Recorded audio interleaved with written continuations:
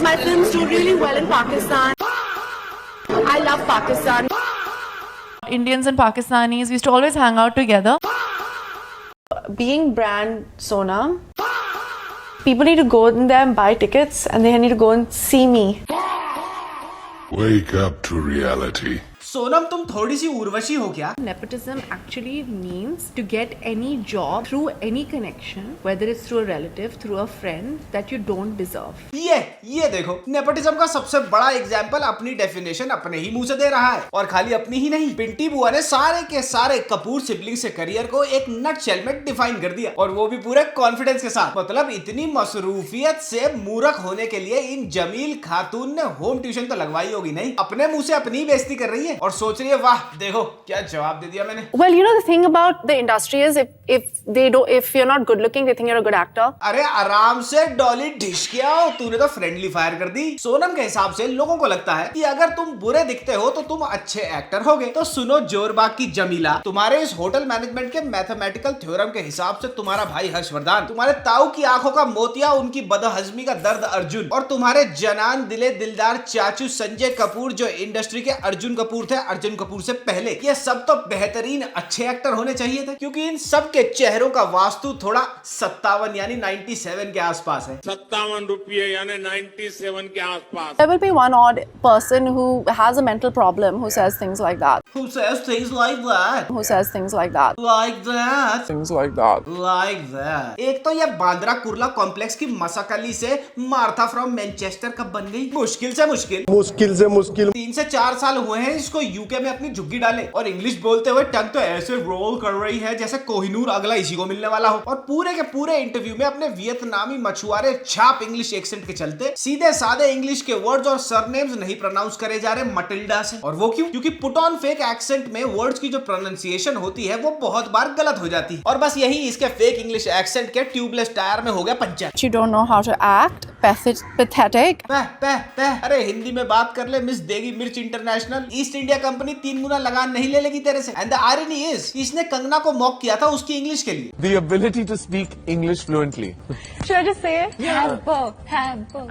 I think Kangana has a great fashion sense, but Questionable English. Yeah. खुद की एनंसिएशन, Dickson, pronunciation सब कुछ शनाया कपूर के करियर जैसी है, लेकिन कंगना की इंग्लिश का मजाक उड़ाना है, जिसने हमेशा से ओन अप किया है कि वो एक छोटे शहर से आती थी और जब वो इंडस्ट्री में आई उसकी इंग्लिश अच्छी नहीं थी, and it was only later on in her career उसने इंग्लिश सीखी। कम से कम वो 4 दिन यूके में रह के स्कॉटलैंड की इंडियन आयरिश तो नहीं बन गई। I don't remember my last flop. हाँ और क्या, मोटी गुद्दी पे पड़ा चाटा और दोस्त से लिया उधार का पैसा कभी याद नहीं रहता, लेकिन चिंता न को ताई मी तुम हाला सांगेन। मैं बताता हूँ तुम्हारी फ्लॉप फिल्म में 2011 मौसम 50 करोड़ के बजट पे बनी फिल्म, बॉक्स ऑफिस पे 29 करोड़ कमा के तत्काल में टिकट कटा के गौरवाना। 2012 प्लेयर्स 100 करोड़ के बजट पे बनी फिल्म, मात्र 28 crore box office collection, 62 crore के मोटे लॉस का तीखा तीखा पार। 2015 डॉली की डोली, इस फिल्म की डोली को उठाने बॉक्स ऑफिस पे ऑडियंस का दूल्हा कभी आया ही नहीं, डॉली का बॉक्स ऑफिस पे दिल टूट्स हो गया। 2019 एक लड़की एंड द जोया फैक्टर, इन दोनों फिल्मों का कंबाइंड बजट लगभग 70 से 75 करोड़ रुपया था, लेकिन दोनों फिल्मों की combined collection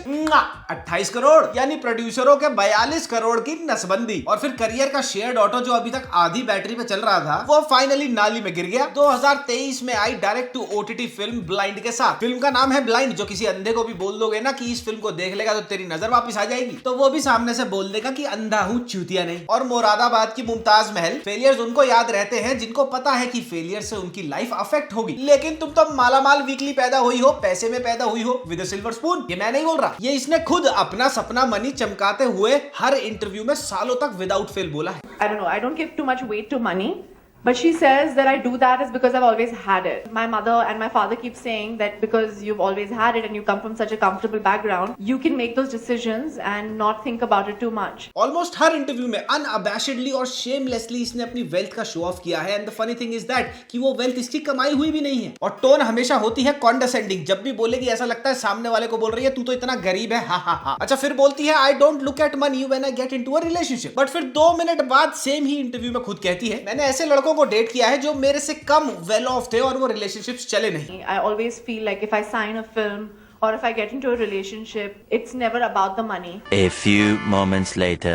I've made the choice to actually date people who are not on paper as successful or as well off as I am. To be very honest, they haven't been very successful relationships because there's always been an ego clash. चिंटी, वो relationships तेरे इसलिए नहीं टूटे क्योंकि वो लड़का तेरे से कम कमाता था। वो रिलेशनशिप्स तुम्हारे इसलिए टूटे, इसलिए नहीं चले क्योंकि सोचो अगर तुम पब्लिकली अपनी प्रिविलेज का इतना बड़ा ऑटो एक्सपो खोल के रखती हो हर इंटरव्यू में, तो तुम उस लड़के को बंद दरवाजों के पीछे इन पर्सन कितना मेंटल टॉर्चर देती होगी just because he earns lesser than you. हर चीज ईगो नहीं होती सोनू बुआ। Yeah, but your house is a very scary place to visit because you bump into some antique or some expensive item, you know. How do you walk around the house? I just doesn't matter. I'm like पुरानी चीजें टूट जाएंगे तो टूटने दो, नए आने दो। नहीं आने दो।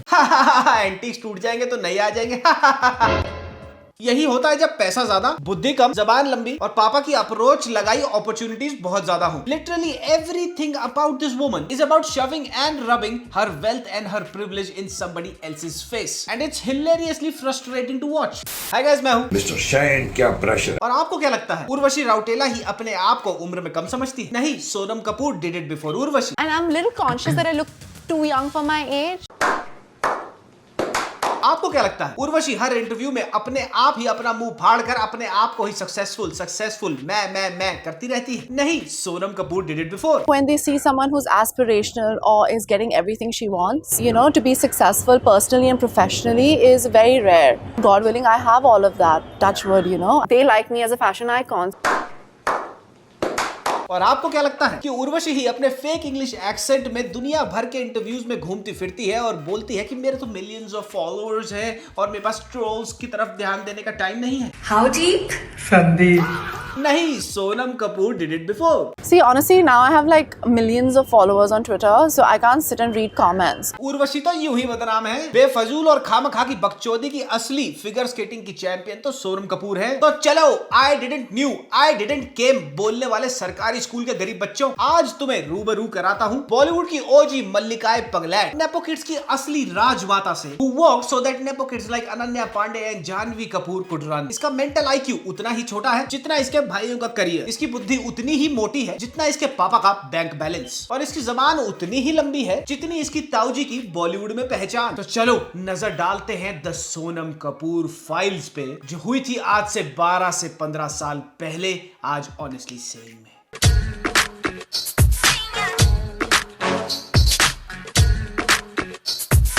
I believe a lot in prayer, and sometimes I do pray saying that, you know, I hope negativity and hate is not there in this world anymore. ओहो, माधोपुर की मदर टेरेसा। धामा अब क्या प्रेयर कर करके अर्जुन कपूर की पिक्चर हिट कराएगी? मैं प्रे करती हूँ कि नेगेटिविटी और हेट ना हो इस वर्ल्ड में। But were you not the one who ganged up against and hated on Sushant Singh Rajput? Sushant Singh Rajput.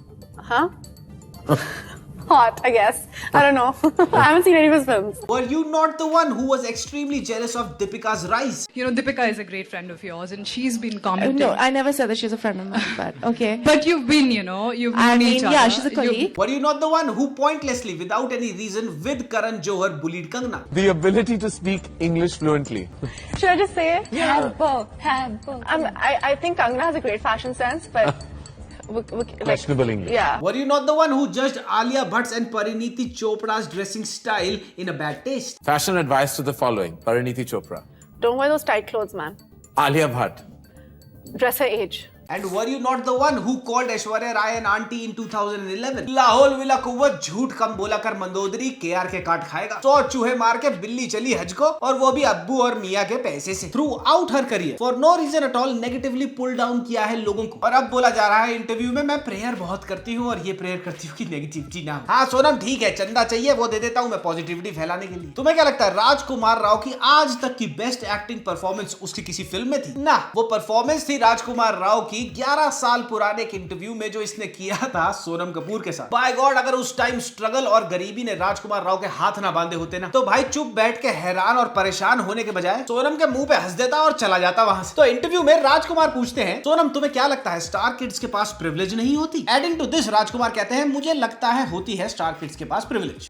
Being a star son or star daughter, how much it helps. But do you think it helps? I think it helps. I think it helps getting your first film. Now listen to what this woman says in response to this question, और ये answer prove कर देता है कि सोनम में ना ही दिमाग है और ना ही एक पैसे की ह्यूमिलिटी। पहले तो पूरे स्टाइल से फुल एटीट्यूड में 5000 रुपए पर प्लेट ग्रीक सैलेड ठासते हुए मैडम बोलती हैं कि भैया मेरे को अपनी पहली फिल्म मिलने में तुम्हें पता है 5 साल लग गए। It took me 5 years to get my first film But then you got it with Sanjay Leela Bhansali. because I auditioned my ass off. ऐसे जता रही है, ऐसे बता रही है कि जैसे धक्के खा खा के मर गई हो। 5 साल इस रोल में इसका रंग गेहुआ पड़ गया हो, जबकि इसके फादर ने इनको दिलाई थी पहली फिल्म इनकी। And the stupidity does not even stop here. बकचोदी के मैंगो शेक पर बेवकूफी के काजू डालते हुए फट से without even having this much sense की रीडिंग द रूम भी कोई चीज होती है, अपनी प्रिविलेज के गाने गाने शुरू कर देती है। मैं फॉरेन से पढ़ के आई, मुझे पापा ने बोला इस प्रोड्यूसर के पास चली जाओ, ये मेरा दोस्त है, ये तुम्हें अच्छी तरह काम सिखा देगा, सारे टॉप प्रोड्यूसर तुम्हारे डिस्पोजल पे हैं, चूज कर लो। I'll tell you very well. I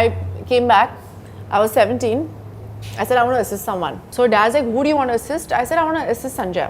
But he's like, Vidhu's making a film, go there. Adi's making a film, go there. I know these people. I don't know Sanjay. I've never worked with him. I mean really, are you this dumb? वो बेचारा 3 दिन का भूखा प्यासा राजकुमार राव वहां बैठा सुन रहा है। पहले ही वो इतनी मुश्किल से यहाँ तक पहुंचा है, ग्रीक सैलेड भी नहीं दिया उसको, और ये मुंह में पत्ता गोभी ठूसते हुए बोल रही है कि भैया मेरे पापा कहते हैं जहाँ पे जाना है वहां पे जाओ, सारे प्रोड्यूसर मेरे दोस्त। मतलब बाय गॉड, इसके बोलने का कनेक्शन इसके सोचने के नेटवर्क क्षेत्र से बाहर है। अच्छा, इसी इंटरव्यू में राजकुमार राव और इसके बीच में बात चल रही होती है कि इंडिविजुअली ये क्या प्रोसेस फॉलो करते हैं अपने क्राफ्ट में, अपनी एक्टिंग। तो मोहतरमा कहती है कि यार मैंने ना इंडिया के इंटीरियर्स गांव वगैरह देखे नहीं है, तू वहीं से आता होगा तो तेरे को पता होगा कि भैया कैसे लोगों से ज्यादा कनेक्ट करना है, इसीलिए मैं ज्यादा कनेक्ट कर नहीं पाती, लेकिन फिर भी डायरेक्टर्स मुझे गर्ल नेक्स्ट डोर ले लेते हैं।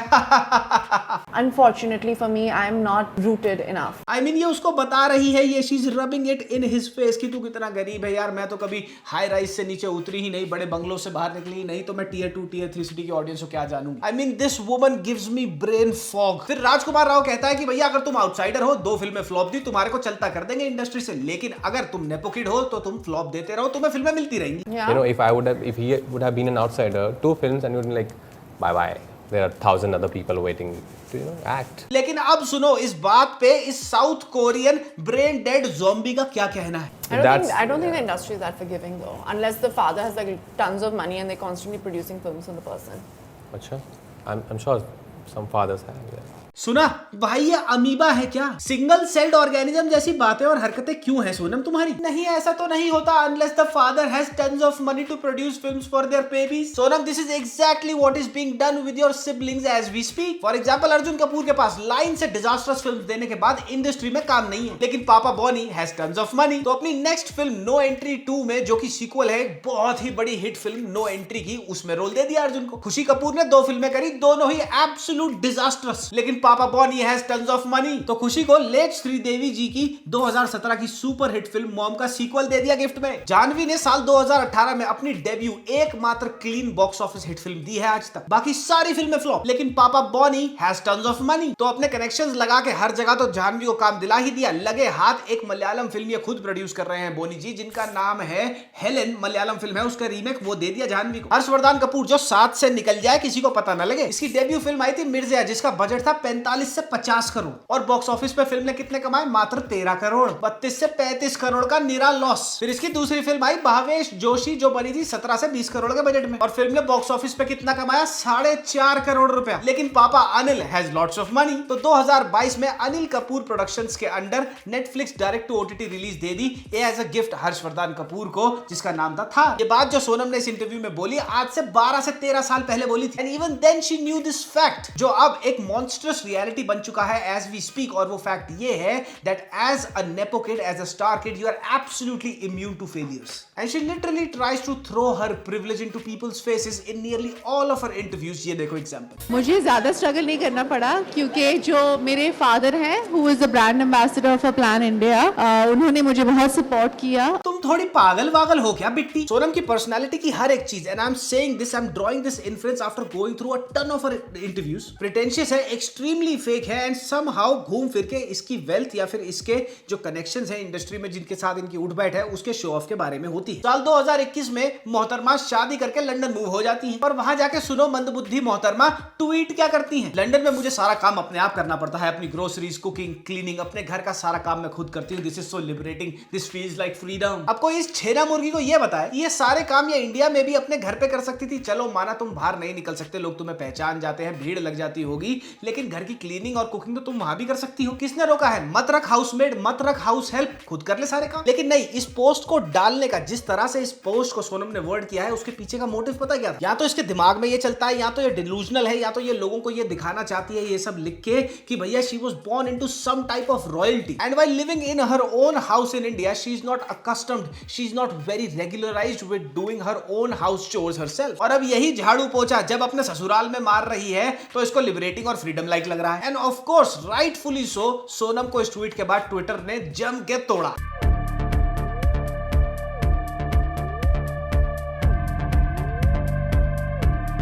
और अब आयरनी दिखाता हूं तुम्हारे को इसके एक फ्रेश लेटेस्ट इंटरव्यू में इसने क्या बोला, ये यूके क्यों छोड़ के आए। You know, while living abroad seems glamorous, and especially for us South Asians, it's isolating and lonely. I moved back to Mumbai because I was very lonely. No, Sonam, you did not leave the UK because you felt lonely. You left that place because there was nobody to give you validation that you absolutely and consistently seek. UK में 4 yes men नहीं मिले आसपास जो दिन रात तुम्हारे को महारानी बोल के बुलाएं, तुम्हारी हाँ में हाँ ना मिलाएं और तुम्हारे को जमीन पे कदम ना रखने दें। You could not digest the fact, you could not come to terms with the fact कि यहाँ पे जब तुम घर से बाहर निकलती हो तो भीड़ नहीं लगती, कोई तुम्हें पूछता नहीं है, जानता नहीं। The hunger for attention and validation brought you back. फिर साल 2019 के आते आते इनके जो करियर की मशाल थी उसका तेल होने लगा था खत्म। खाली दिमाग क्या होता है? शैतान का घर। लेकिन इस मैरी क्वेरी ने जो हरकत करी, उस हरकत के बारे में सुनकर तो शैतान भी बोले भैया यूं मेरा घर ना है, यूं मैंने किराए पे दे दिया। साल 2019 में पुलवामा अटैक्स हुए तो सोनम ने सोचा अब थोड़ा इंटेलेक्चुअल और एंटी वॉर बना जाए, तो ये अपनी सोशल मीडिया पोस्ट में अपना बनाकर क्या ही लिखती, कुछ पता भी होना चाहिए उसके लिए। तो ये दबे पांव गई एक फेसबुक ग्रुप पे, वहां पे एक लंबी चौड़ी पोस्ट लिखी हुई थी एंटी वॉर के बारे में, लेफ्ट विंग वो पोस्ट थी, वहां से कॉपी करी और चिपका दी इसको अपने सोशल मीडिया पे। और पोस्ट करने के बाद वाह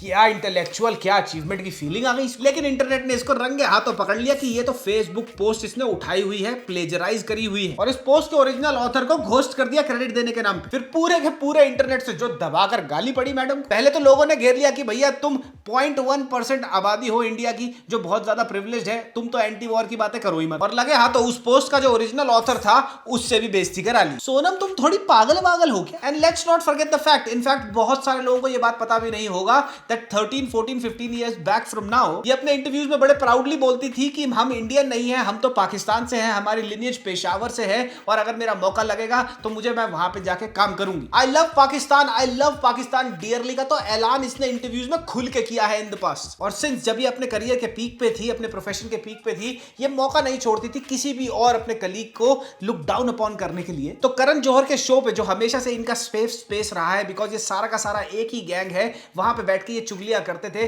अपने कलीग्स के बारे में, उनके फैशन सेंस के और उनकी लैंग्वेज के बारे में मजाक उड़ाते। The most shocking thing here is the fact कि ये सारे के सारे इंटरव्यूज जो इस वीडियो में मैंने आपको दिखाए, ये नियरली 10 से 15 साल पुराने इंटरव्यूज हैं। And you would think that a person changes over time. Over time इसने रियलाइज करा होगा कि मुझे लोगों के बारे में ये नहीं बोलना चाहिए था, इतना ब्लेटेंट और अनअबैशड नहीं होना चाहिए। लेकिन नहीं, एब्सोल्युटली नॉट। इसके रीसेंट इंटरव्यूज उठा के देख लो, she has the same snoot to her right now. The superiority complex that this woman has, वो तुम्हारे फेस में रब होता है कि यार तुमने तो कुछ नहीं किया, तुम्हारे बाप के पास पैसा नहीं है, मेरे पास देखो, मेरे पास तो सब कुछ है, मैं तो ऐश कर रही हूं, ये लगता है जब भी ये बोलती। Over 90% of her career existed during the time जब सोशल मीडिया जो आज है, जितनी ट्रोल हैवी आज है, तब नहीं थी, और इसी चलते ये ट्रोलिंग से बच गई। If she had acted this superior right now, if she had said all of these things in today's time, तो हम सबको पता है कि सोनम का इंटरनेट पे क्या हाल किया जाता। और जब मैं इनके इंटरव्यूज देख रहा था, even I was completely dumbfounded and surprised to realise the fact कि इसके जो भाई बहन है, बाकी नेपो किड्स हैं इस कपूर फैमिली के, वो तो फिर भी बहुत टेम्ड हैं। And Sonam is actually the one who actually deserves every bit of trolling that comes her way. मेरी मत मानो, इसका कोई भी इंटरव्यू उठा लो, पॉइंट ब्लैंक रेंज में आंखें बंद करके कोई भी इंटरव्यू इसका उठा लो, 2 से 4 मिनट में तुम्हारे को इक होने लग जाएगी कि यार ये क्या बोले जा रही है, why she show off putting in such a show off. Shanaya Janhvi Khushi के इंटरव्यूज इसके सामने कुछ नहीं है। इसके इंटरव्यूज के जो ट्रेट्स हैं, जो कैरेक्टरिस्टिक्स हैं, जो सुपीरियरिटी कॉम्प्लेक्स वाले हैं, वो अर्जुन कपूर में आए थे 2.5-3-4 साल पहले, और लोगों ने क्या गत बना दी उसकी, ये सबको पता है। This is how these people behave and then they are surprised when they are mass trolled over the internet. तो वही बात हो गई, तुम सामने वाले को 4 चाटे मार दो ये सोच के कि तुम्हें वापसी में 2 भी नहीं लगेंगे, लेकिन कई बार असलियत में 200 चाटे भी वापसी में पड़ जाते हैं। जो कहते हैं ना लोग, बॉलीवुड बॉलीवुड में गैंग अप होता है, कैंप्स बनते हैं। कॉफी विद करण का सोनम कपूर के साथ उठा के कोई भी इंटरव्यू देख लो, the definition is right there. मुझे इन इंटरव्यूज के बारे में पता था क्योंकि मैं कॉफी विद करण देख देख के बड़ा हुआ हूं। हमने देखा है स्टार वर्ल्ड पे वो आया करता था, लेकिन कभी मैंने इतना ध्यान नहीं दिया। तो जब मैं ये कपूर फैमिली पे रिसर्च कर रहा था, आई stumbled upon all these interviews और मुझे लगा इसके बारे में बात होनी बहुत जरूरी है। So here it is, Sonam Kapoor the beacon of nasty nepotism in Bollywood। हर वो बात, हर वो र्यूमर जो तुमने आज तक सुना है कि नेपोटिज्म का ये nasty चेहरा है, नेपोटिज्म की वजह से ये सब कुछ होता है, तो अगर वो बातें सुनने के बाद, उन बातों के नो हाउ में होने के बाद तुम सोनम कपूर का कोई भी इंटरव्यू उठा के देख लोगे, तुम्हारे को लगेगा यार ये बातें र्यूमर्स नहीं है, ये कहने की बातें नहीं है, ये सच है। And that's exactly the sad part. अब अगर ये वीडियो हटवाई जाती है तो आपको ऑफ कोर्स पता लग जाएगा, मैं कम्युनिटी पे भी अनाउंस कर दूंगा and you would know the reason why. तो आपका क्या कहना है? क्या आपने सोनम के ये इंटरव्यूज देखे हैं? आपको कैसा लगता है? कमेंट सेक्शन में कमेंट करते जाना। और अगली वीडियो आने वाली है सोनू सूद पे। I know it is very shocking to hear, लेकिन सोनू सूद पे मैंने थोड़ी सी रिसर्च करी और multiple betting scams, multiple tax evasion और मनी लॉन्ड्रिंग स्कैम्स में रिपीटेडली उनका नाम आया है। तो हमने उस पर कुछ रिसर्च करी and the findings will blow your dam mind. वो बहुत कंट्रोवर्शियल वीडियो होने वाली है, अगले हफ्ते मैं उसको ड्रॉप करूंगा। तब तक के लिए मामा मियां लजानिया पप्पी, बाय बाय।